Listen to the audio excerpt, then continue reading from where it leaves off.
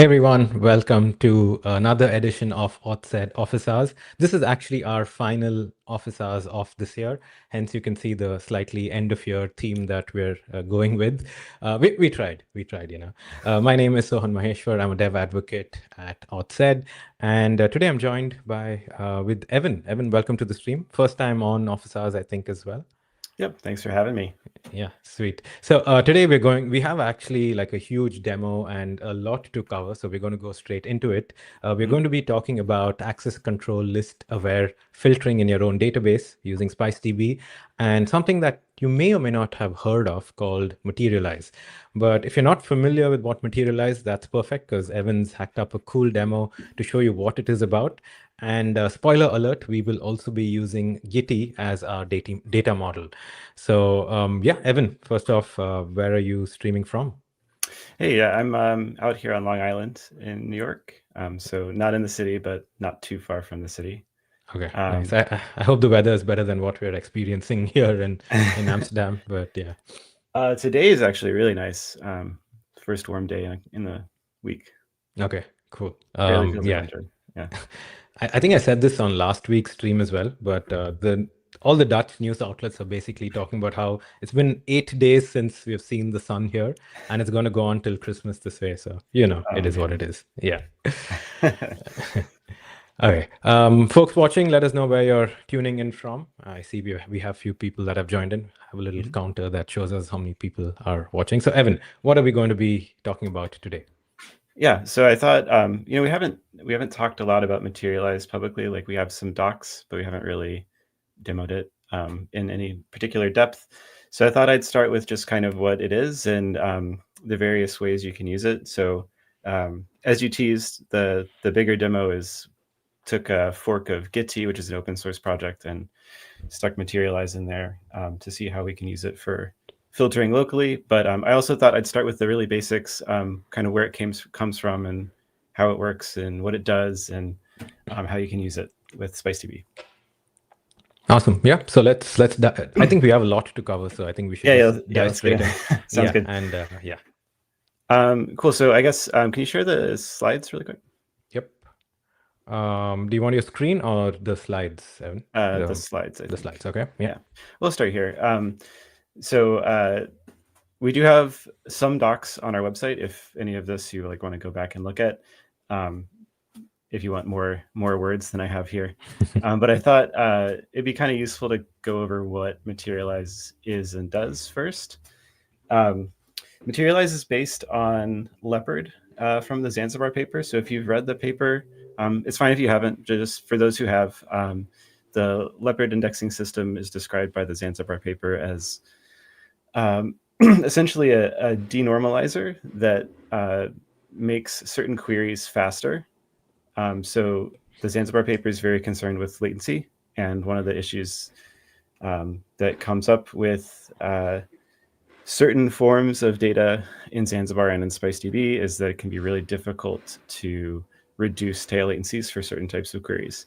And so Leopard is a system that you attach to the side of Zanzibar and materialize to SpiceDB that helps you make some of those query patterns that can be slow very fast instead. So that's like the base use case that I thought we'd talk about first. Is we just call it accelerated queries. But I thought it'd be useful to look at an example of how that actually happens. So in front of us here, I have. Oh, sorry. Did you have a question, Son? Oh, no. But I actually, good thing that you mentioned it. But I have a quick shout out.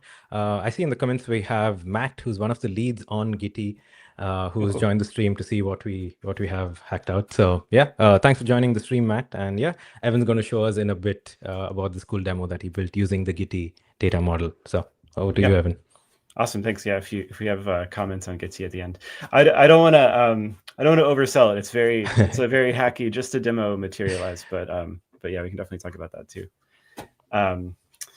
So here in front, I have this is a graph representing the data that would be in SpiceDB. So this is SpiceDB is a relational art reback system, and so the data that it stores is a graph essentially. So the idea here is that these nodes and edges that are in black would be the data in SpiceDB. So you'd say I have a document B in a folder. That folder is in a folder. That folder is in another folder. That folder is in another folder. Maybe a folder is owned by an organization. Maybe some user up here, Bob, has direct view access to a folder. Maybe some other user down here, Alice, has admin permission on an org. And so because she has admin permission, she has access to all the documents and all the folders in the org. This is kind of the basic value prop of SpiceDB, is that you can just model these relationships, and then you can ask questions like, what documents does Alice have access to, and what documents does Bob have access to? But I've built this graph. Oh, Next slide. no, you're good. You're good. Okay. Sorry. Sorry, I thought you had another question. No. Okay. So I built this graph to show the types of things that result in higher tail latencies in SpiceDB. So this nested folder structure, that's difficult to parallelize, because let's say I'm starting off at Alice and I want to find out that she has access to document B in this graph. Well, first I have to find out she's in an org, and then I have to look up all the folders in that org, and then I have to look up all the folders in that folder, and I have to look up all the folders in that folder, all the way down. And I can't parallelize those steps. A lot of the speed of SpiceDB comes from splitting subproblems out into parallelizable steps and computing in parallel. So there's like a natural serialization here that causes this particular type of query to be slower. What Materialize does, and that's what this green stuff is it watches for changes in SpiceDB, and it pre-computes these extra edges. And it says, okay, well, I know that because there's this path from Alice to doc A, that she has view access to doc A. And I know that because there's this path from Bob to doc B, he has view access to doc B. And those edges are now in Materialize, and you can directly query for those. And that's just a single step to query for that, instead of a serialized set of 15 steps or whatever it might be. Okay, next slide. So that was kind of the structure of the data and how Materialize fits in there. But topologically, how you run this, SpiceDB forms a hash ring, a distributed cache. So you send a request to one node. It distributes that query out, those subproblems that it divides up, to other nodes, so that if they have it cached, they can answer. What happens when you have Materialize in the mix is we configure SpiceDB to check Materialize as well, for every subproblem. So it's possible that you send a request to SpiceDB, and then follow this red line, SpiceDB asks Materialize for an answer, and it doesn't have anything. So it sends the request over to another SpiceDB node for that subproblem. But then that subproblem does have an answer in Materialize. So it asks Materialize, and it gets an answer back. And then you can imagine the skipped nodes hops that we have to do that are now immediately answered by Materialize instead of SpiceDB. So that's kind of the basic use case. And I have a quick demo of that. Let me switch my screen over to Yeah. For folks who just joined in the stream, because I saw a couple of people just join, we are talking about AuthZed Materialize right now. It's a product that's in early access, but you can check it out in both our documentation and in our product pages right here.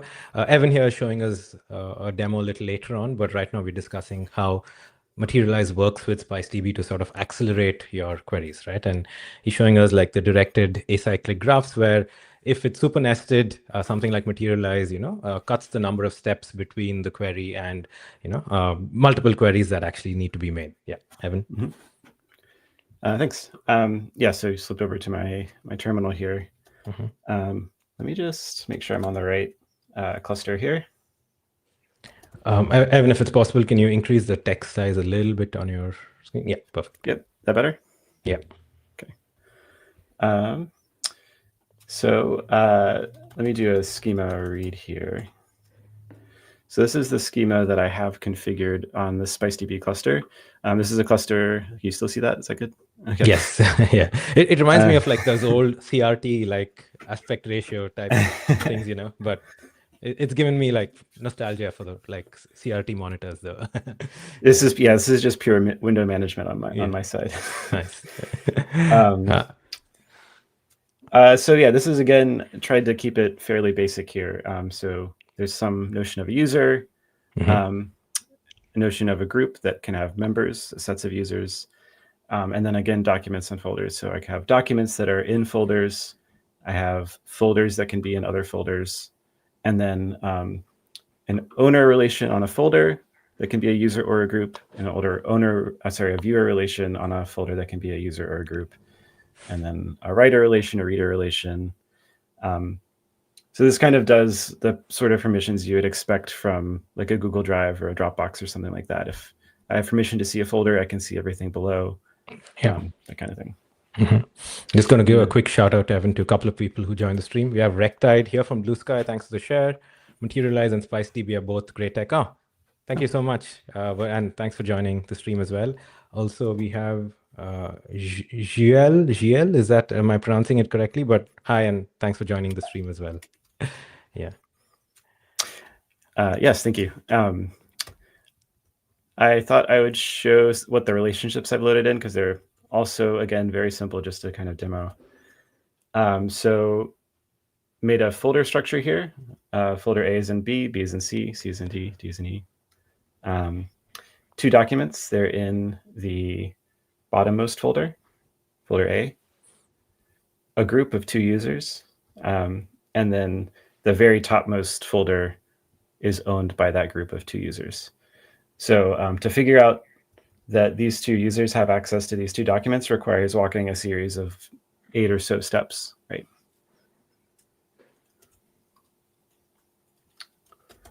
So let's see if I have permission check.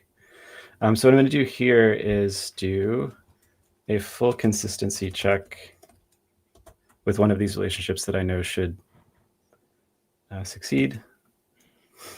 And I have the explain flag in Zed, which will show me all the steps that it walked to compute the permission. Okay, so here you can see all the steps that it had to do, how long it took. This is a very small cluster, so even though there's not much data, it's 50 milliseconds to walk this full tree. To finally get that this user has access to this document at the top. If I repeat this and I remove consistency full, you'll see it immediately return true without any work. What we don't have right now, unfortunately, would be a cool demo. We don't have a thing that shows you this particular step was answered by Materialize. In this case, Materialize answered the whole thing in one. So SpiceDB didn't have to do any work. There was no traffic to the database at all. So you're reducing load on SpiceDB and your backend data store. Another thing, so this looks different than if I do it twice. You can see if I do it twice in quick succession, the second one here, this first answer was from Materialize to SpiceDB. Once SpiceDB had that answer and I did another query quickly, SpiceDB had the result cached already. So this again speeds it up even further. It didn't even have to go to Materialize at all, but SpiceDB just had the answer right away. Nice. So one of the things, I have another diagram for this, but that we'll get to later, but Materialize watches the changes in SpiceDB, and SpiceDB is kind of always moving forward. And this is all based on revisions. And it's possible that Materialize doesn't know for sure that it has the answer when we ask for it from SpiceDB, and it'll have to just say like, oh, I can't answer that for you. In that case, SpiceDB will compute it itself. So it'll fall back to the normal case. If we're lucky, or I guess unlucky, if I do this a few times, eventually we might see, there we go. So this is a case, so it has Materialize on, Materialize has this answer, but because SpiceDB is processing changes and moving forward, Materialize wasn't confident that it had the answer for this. So this is one thing to be aware of with Materialize, is it will speed up the requests that it knows it has the answer to, but not things that it can't confidently say it has the answer to. Okay. And in the background, I have a question actually, Evan, because I'm not super familiar with Materialize. So in the background, what's happening is Materialize is constantly hydrating and rehydrating from the SpiceDB tables that it's looking at.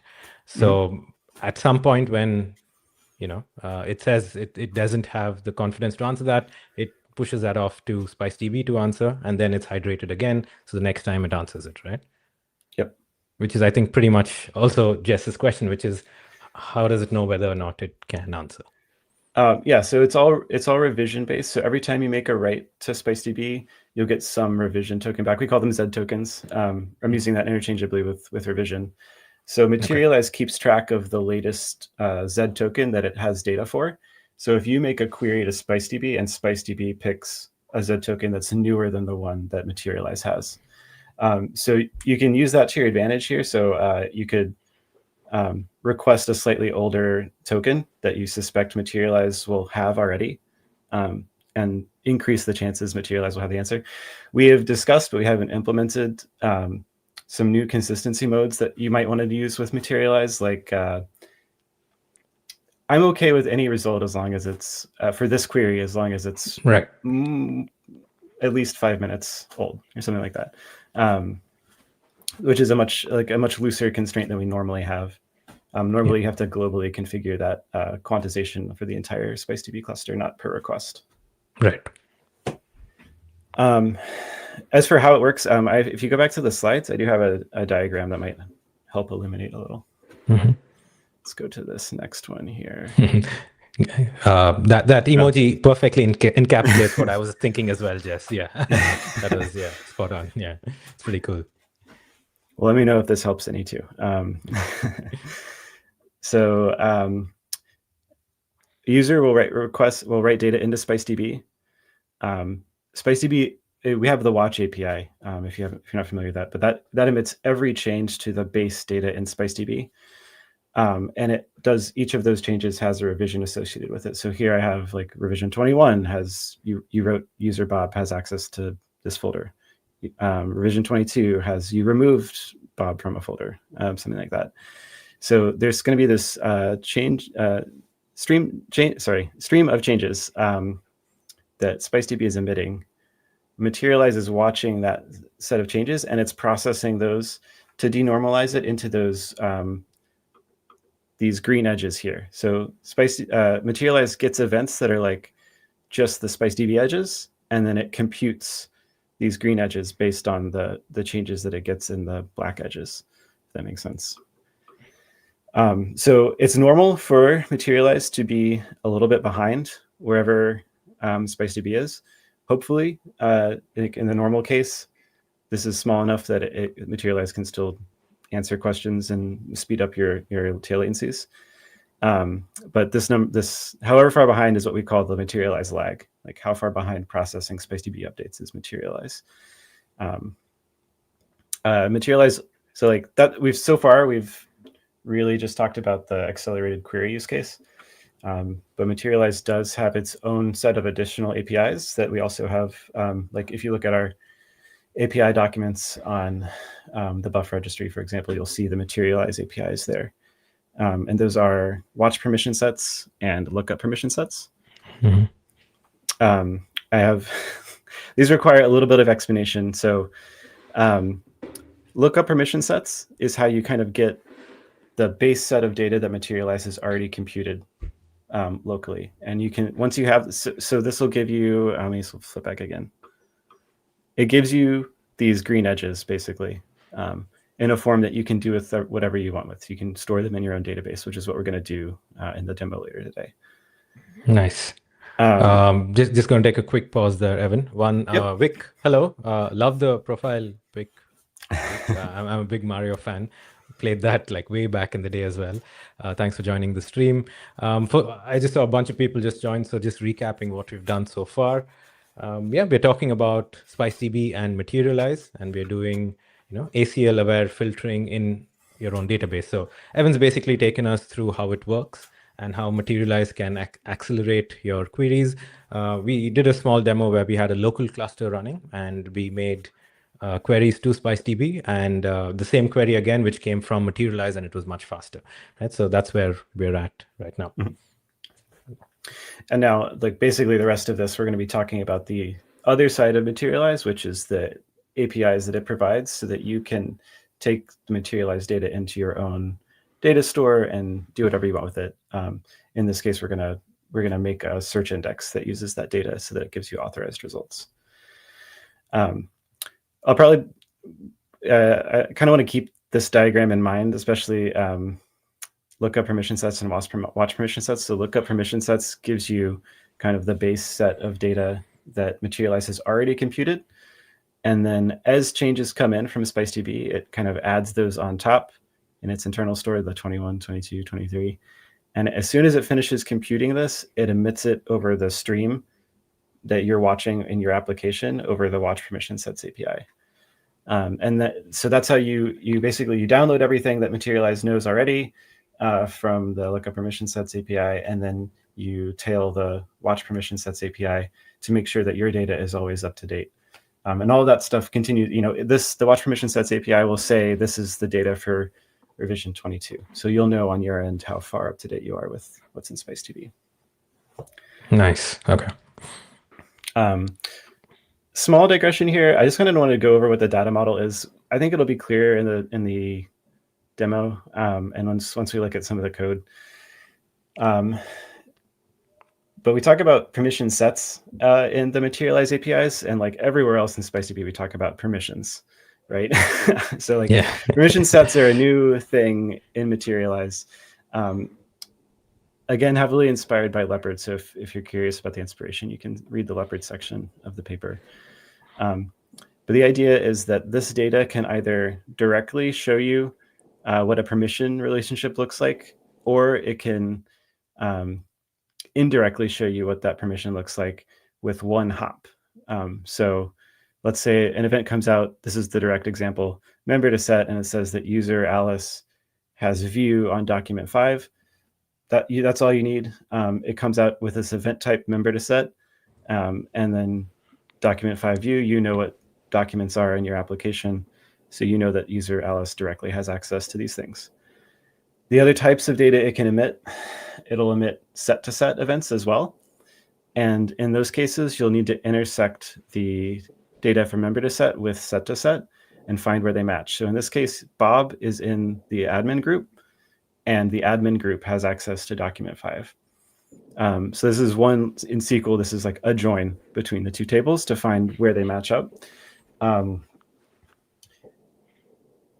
Is one way of thinking of permission sets as you're taking the sort of complexity of like this very difficult query, and you're letting Materialize handle it as opposed to you handle it in code, where you make two different calls to get like different permissions and then do an intersection of those two. Is that a way to think about it as well? Yeah, absolutely. So like the demo we looked at, or the example we looked at before of like really nested folders. If you imagine you just have this all in SQL, it might be a series of SQL queries, or it might be a recursive SQL query that has to continually join against the folder table to walk that path.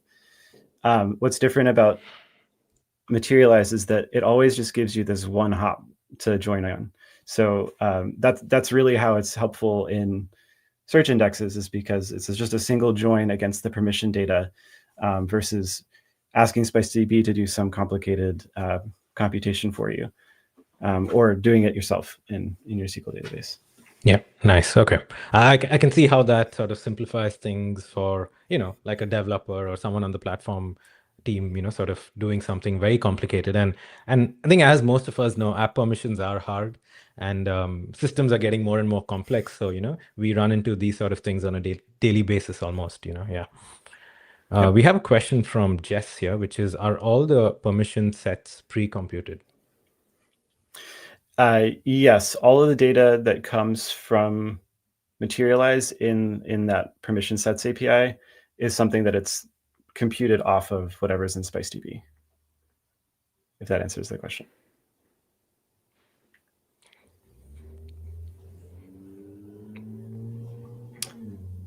I guess they're not pre-computed in the sense they're computed live. I guess like if I go back here, they're computed live.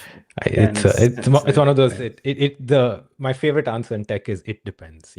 What is really your definition of pre-computed? Yeah, exactly. Sort of yeah. Right. Yeah. So it doesn't. It does not. It doesn't compute anything when you call a query. The queries send you the data that it's computed as it computes it. If that makes sense. So I think, yeah, we can flip over to, let me switch my screen share to share my, well, actually, since I have my terminal shared, I'll just start here. Mm-hmm.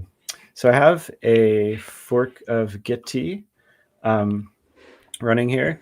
So Gitea, if you're not familiar, is kind of like an open source GitHub type service.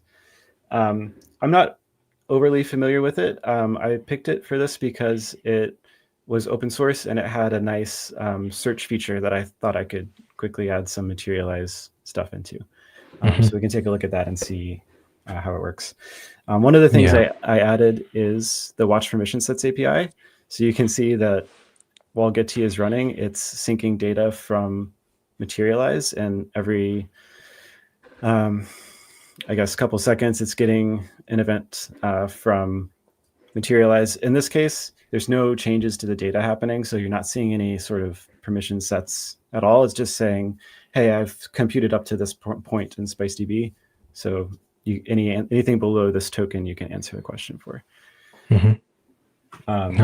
We actually have a question which might not be directly related to Gitea, but it is from Matt from Gitea. So we're going to take that question. One is shout out to the folks at Gitea, a very cool product.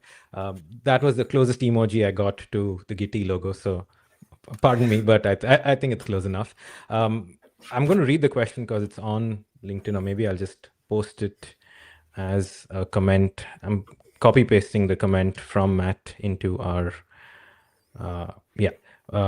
question from Matt. Unrelated to this demo, so feel free to save this question for later. Is it possible to embed SpiceDB in another application similar to how SQLite can be used? So that if you're running an application that uses permissions with SpiceDB without having to run a separate service or daemon? That is possible to do. We have in our examples repo, I believe we have an example of doing this in Go. It's reasonable to do if you're in Go, which I know Gitea is. The disadvantages there is that you lose, if you're not running a cluster, you lose that distributed cache. So you can't divide up subproblems between multiple nodes, and you can't scale SpiceDB if you're running it in that mode. So that's the downside there, but it can be helpful for certain use cases. Yeah. I could, Matt, I'll actually try and look up the demo for you when, Evan's showing us the thing, and I'll paste it on the chat. So yeah, thanks for the question. Awesome. Evan, go ahead. Yeah. Yep, thanks. Since I have to switch my screens, I'll just quickly go over in here. This is, I have a Postgres running that Gitea is talking to locally. And I have my SQL terminal here that we might flip back to show the data in the new tables that I've added. But I'll switch to my browser. While Evan does that, I want to show off something that I hope to have in the background of our stream, but I got a little snow globe that like has snow and stuff ready, but I don't have a shelf in the background, so I'm just going to show it off like this. You can shake it. It has lights and everything. What's the building in the middle? Oh, this, interestingly enough, is so my partner got this from her workplace, and it's their building right there. Oh, cool! It looks cute from the very small image. Yeah. Getting into the holiday spirit. Nice. Oh, I'm sorry. I shared a tab and not a screen and not a window.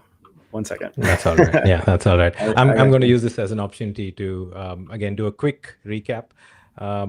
We are maybe halfway through the stream. We're talking about SpiceDB and AuthZed Materialize. And Evan's showing us a demo now of how he built a data model using the Gitea data model. And the watch API from was looking at that. Yeah, there we are. Yep. So this is a copy of Gitea that has Materialize added to it. So you can see this is the little search box here, and it is searching over just a couple of repos. There's nothing too crazy here. If I type letters, it sends this query to the backend. This is showing just repositories that I have access to. If it's powered by Materialize. I'll show the code to prove it. let me see if I think I made another user here that to collaborate with. Let me see. Jimmy saying, I've got a hat for my hat. Your dog, I There heard we you go. like hats, so I got a hat for my hat.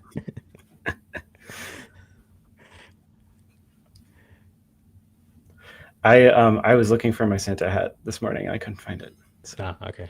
Yeah. Yeah, this is technically not like the Christmas hat because again, I couldn't find mine, but I had like a red beanie, which is a close enough type thing. So yeah. Yeah. I really want to show both this screen and the logs at the same time. So I'm actually gonna. Oh yeah, sure. I'm just I can gonna share maybe. my whole screen and see if we can make that work. Yeah, yeah. And I just saw a comment from Matt on LinkedIn saying, nice, thanks. Yeah, awesome, Matt. Unfortunately, the LinkedIn to StreamYard, which is the product we're using to stream, that connection is kind of borked today. So I can't see your comments right here, but typically we'd be able to pull them up. But still, thanks for watching. Yeah. There we go. All right, cool. We can see this now, right? Okay. So let me sign back out and sign in as the first user. Okay. So what's actually happening in the back end there is that I have a very simple model, which I will show over here. Let me switch my context.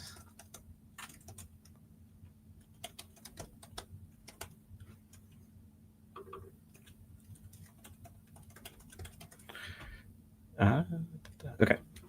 So very, very simple. Model's just a tiny fraction of the Gitea data model so that I could show this. But I have repo representing a repository, and then you can view a repo if you are an owner of the repo or you are a collaborator on the repo. That's basically the two relations that I'm modeling here. And what happens basically is when you add a collaborator, we call the AuthZed client, and we add this relationship between the repository and a user that's a collaborator.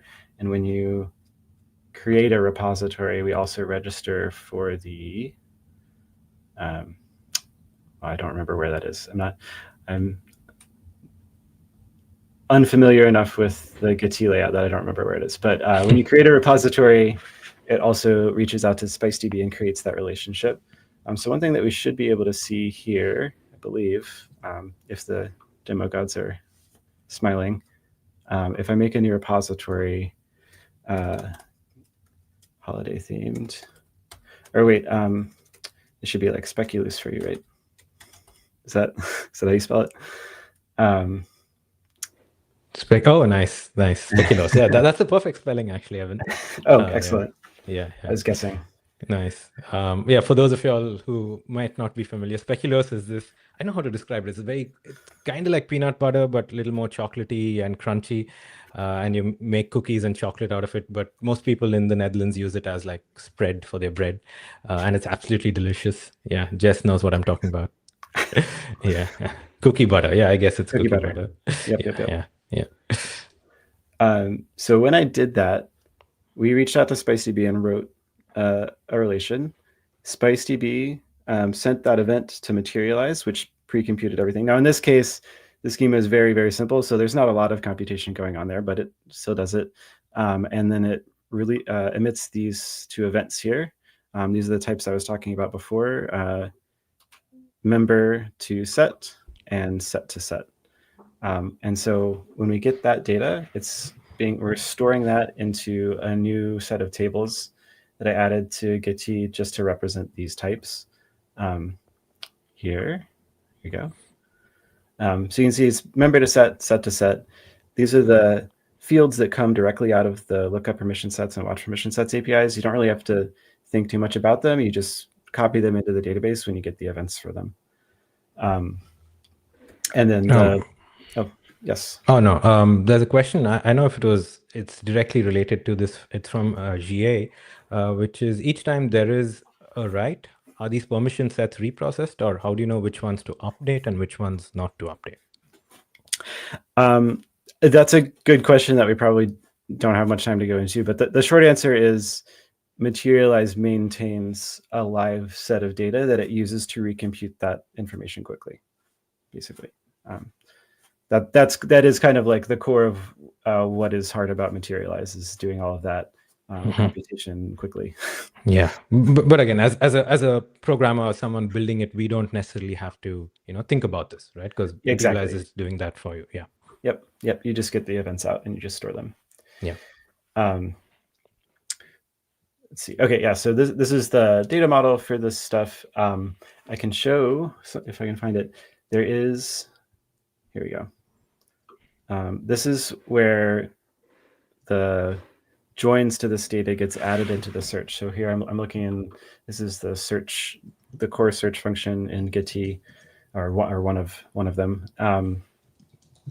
You can see that it joins repositories to set to member to set to user. And this is so that we join repositories to the sets to map the materialized data to our local domain data. So that just like when I write the relationship for a repository, I'm also mapping like my repository ID to the string that I send to SpiceDB. So you join to unmap that, and then same for users.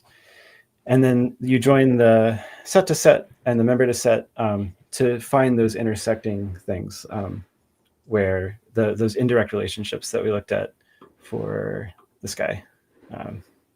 If you have an indirect relationship, joining these two tables together answers those for you. And if you look at the Materialize docs, there is an example of all the SQL. You don't have to use SQL for any of this. You can take these API data and stuff it wherever. You can put it in Elasticsearch or whatever you want to do with it. But I think most people understand SQL well enough. So this is kind of exactly what is happening in Gitea, but for users and documents instead of repositories. Nice. For folks who might be interested, this right here at the bottom is the link to the AuthZed Materialize docs. So check it out. Another link that I want to put up, is something that Evan spoke about earlier, which was a question from Matt about using SpiceDB as a library, like without having to, run it separately. So the GitHub link is here. Thanks, Jimmy, for helping me out with that link. And Matt, hopefully this is that particular repo answers your question, right? Speaking of repos, if you also, I can get you the link for this, but if you just want to see the changes I made to Gitea, this is all public in a branch up on GitHub.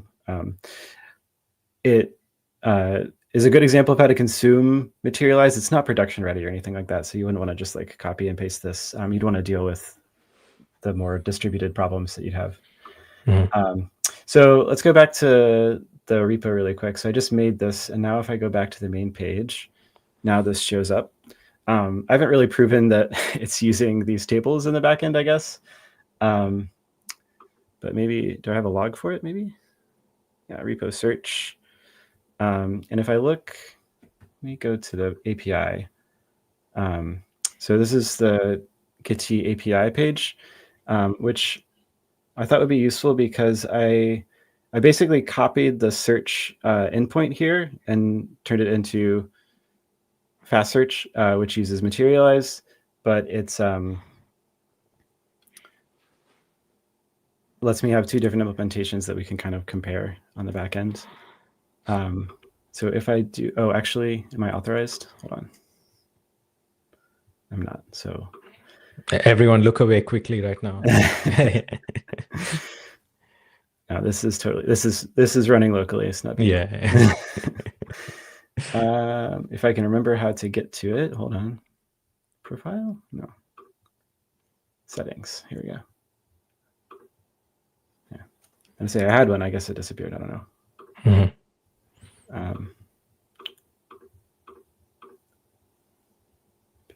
Here we go. So here's a great demo of how to use Swagger UI. Yeah. All right. Hopefully this works. Let's see. This is my fast search one. That's repo search. So try it out. So I'm just going to search for everything I have access to, hopefully. Yes. Okay. Nice. So you can see fast search here, and let me see. Let me try and make the Postgres queries visible. Here we go. So I don't know how readable this is. Let me see if I can make it bigger. But you can see that it is selecting from the repository with the filter that we sent before, and it is joining against the set to set data in order to filter the stuff that you have access to. So when you go here, this is joining against the data from Materialize to decide what you have access to. The existing search, and again, I'm not a Gitea expert, so I apologize if I'm saying something incorrect here. But I believe that what it was doing is it would first load all of the repositories based on the search query, and then one by one check if the user had access to them. So I don't know how easy it's going to be to see because there's so many other queries going on here. Yeah. But maybe if I execute this, we'll see. I'm not sure. I'm not sure that came through. Did it? Select ID. This is the Materialize stuff again. It's also possible that I accidentally made them both use Materialize without realizing it. Oh, I'm clicking the fast search button again. That's why. Sorry. Let's go down here to search. To search, yeah. All right. This I think should be different unless I messed something up.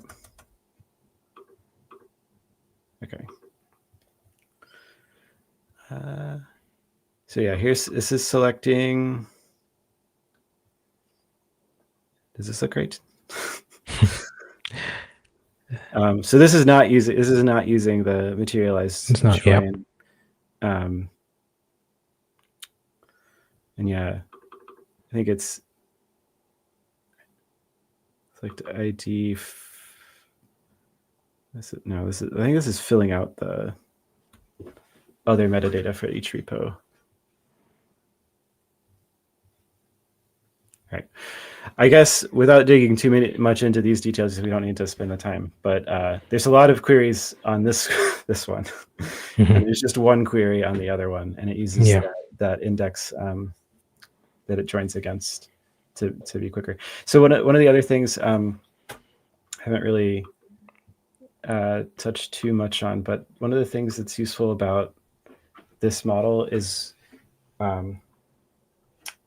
when you're searching and filtering and you have a very low hit ratio. So like, let's say you had 1 million repositories, but only 5 of them are visible to you. And you're searching by some name in the description of the repository.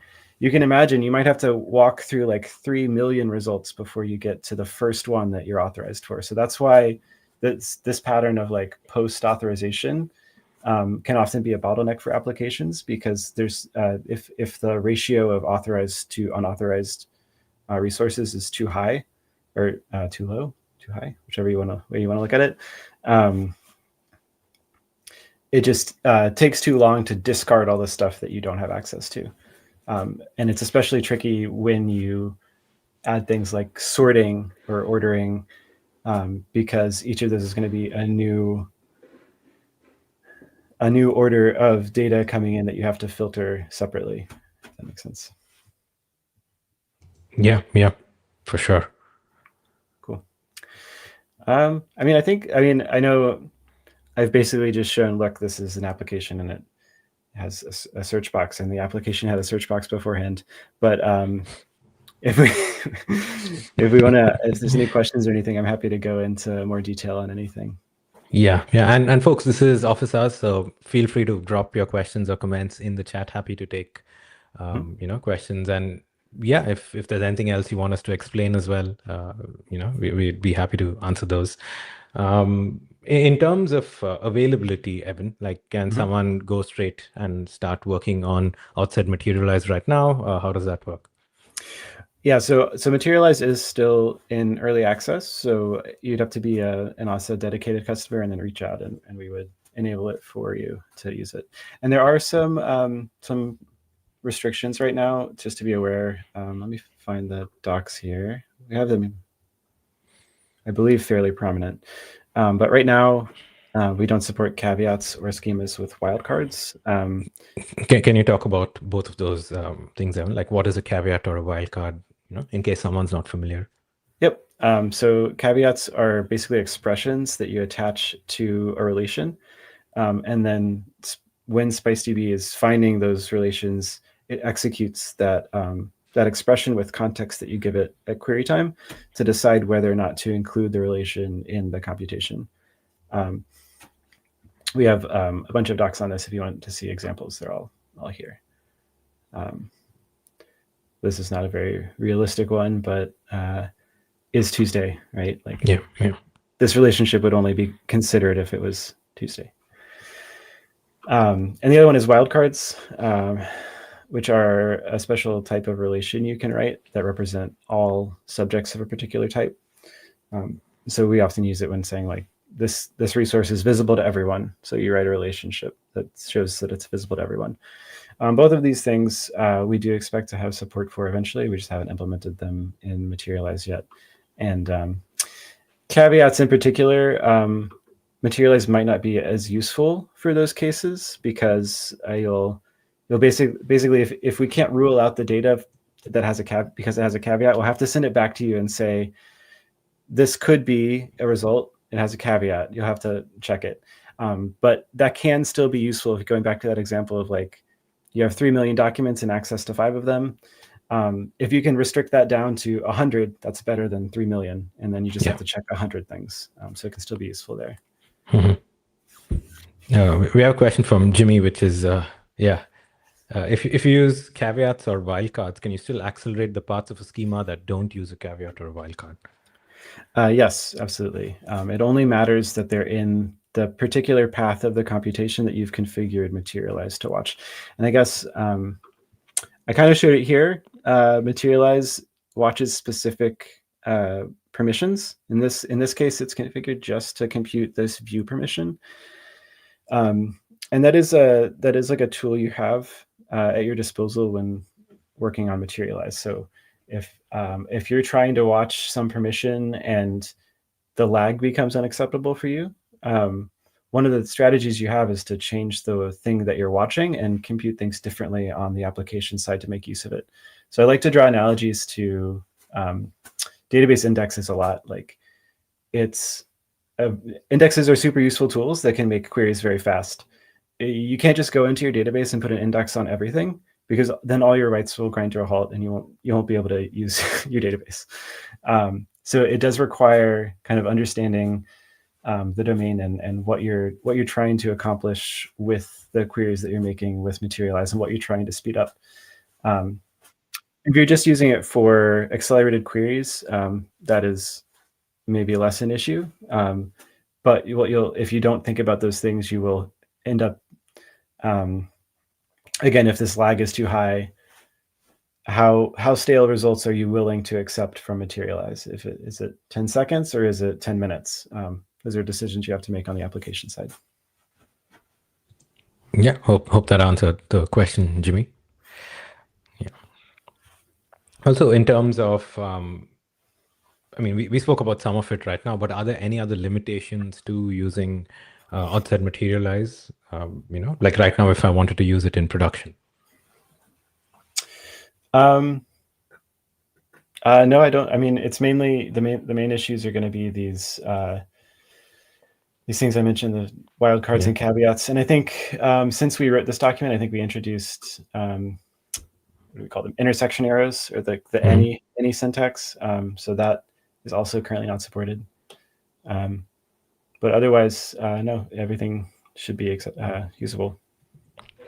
Nice. Yeah. And again, just quick shout out if you want to check out the documentation for AuthZed Materialize, link right here, or just look up our docs page and you should be able to find it. Yeah. Cool. Yeah, I think we have a few more minutes. If anyone has any questions, put them in chat. Evan, is there anything else you want to show us, or we can start winding down perhaps? I'm happy to start winding down. I can also, I'm not sure how interesting it is, but I'm happy to walk through more of the code. Yes, no, that's the best part. Let's do it. Yeah. Okay. Sure. So like I said, this is all here in basically one commit. Yeah. When the application starts up, it starts a connection to SpiceDB and a connection to Materialize. And then it starts watching the changes from Materialize. I mentioned lookup permission sets, which is super important for a production application. For this demo, I just did watch permission sets, and that's okay because I controlled all of the writes that happened to the application. So I can just make sure that I'm always watching all the changes before I do a write, and then it'll make sure that it all gets in. Oh, you know what? What also might be useful, I didn't even think I should have shown. Yeah, here we go. This is the data that's coming from Materialize. This number to set and set to set. So you can see in this case, it is because the schema is so simple, there's not a lot going on. In a more complicated schema, you'd see more interesting things here. Instead of these being owner and collaborator, you'd see some internal Materialize IDs. But you don't have to know much about them. You just have to know that you have to join this guy on this guy, and that gives you the results that you need. So yeah, go back to the code. Yeah. Also, yeah, echoing what Jimmy says, shout out to the engineers and the folks building AuthZed Materialize. So in the original Google Zanzibar paper, they described the Leopard system. And as I've said, and essentially Leopard was optimized for a single use case, which was to flatten out Google Groups.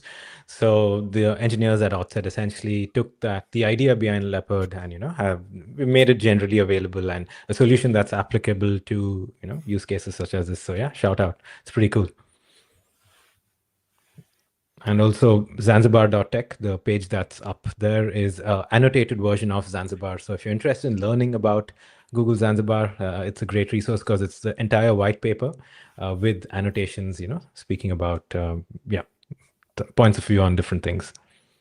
Mm-hmm. You can also see, like, if you want some help translating, if you're reading this, if you look at group to group, this is basically, that's what a set to set is in Materialize. Member to group is like member to set in Materialize. That's more or less how it works. And so the check side is very similar to what Leopard describes. The other stuff, not so much, because we can also accelerate like lookup resources, and Zanzibar doesn't have lookup resources as far as we know. And then it doesn't really talk about any sort of APIs. So what we wanted to do with Materialize was give you a way to take that data and then make use of it in your own applications. And that's where those APIs come from. And Leopard doesn't really talk about that. Maybe Google has something like that internally, but if so, they haven't spoken about it. And another cool thing, which I guess I kind of glossed over, is that because you have all this data and you know how fresh it is, because Materialize is giving you that result, if there's some catastrophic issue and you like lose connection to your SpiceDB instance for an hour, you can continue to authorize results. It'll just be whatever you happen to have already synced from Materialize in that case. So there's almost like a disaster recovery nice aspect to this as well that we haven't touched on too much. Awesome. Very cool.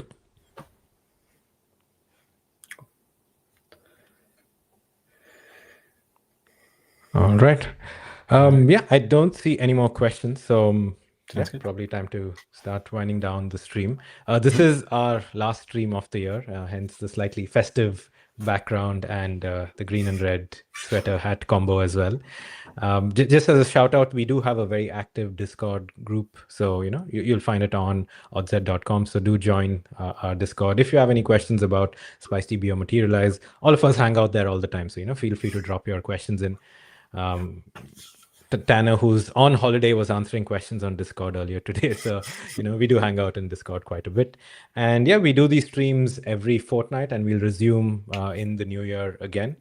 We'll be taking some time off in the last week of the year. Evan, do you have anything planned for the holidays?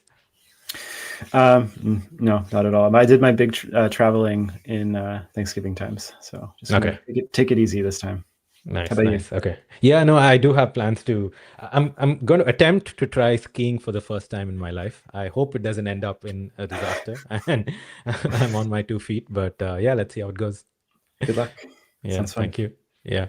For everyone who watched and followed us on the stream, so we have Matt, Jess, Adin, Jimmy, who else? Giea, Vic, Rectide, a whole bunch of people. Thank you so much. Again, we do this every fortnight and we'll resume again next year. Do check out SpiceDB, do check out AuthZed Materialize, and have a good end of the year holiday. Season's greetings, and we will see you soon. Bye-bye.